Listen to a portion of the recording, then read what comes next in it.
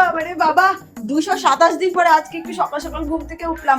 যাই দেখি ননদিনী আবার কি করছে। ননদিনী,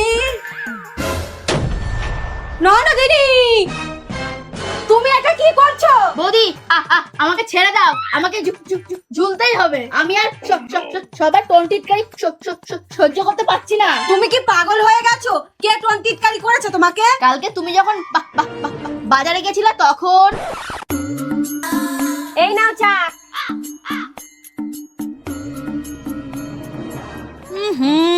আমার চশমাটা যে কোথায় গেল? এই ঘেন্টি, হ্যাঁ বলো। আলমারির ওপরে চশমাটা আছে, দে তো। মা, আপনি ভালো লোককে চশমা আনতে বলেছেন, তা আবার আলমারির ওপর থেকে। জোকার কোথাকার।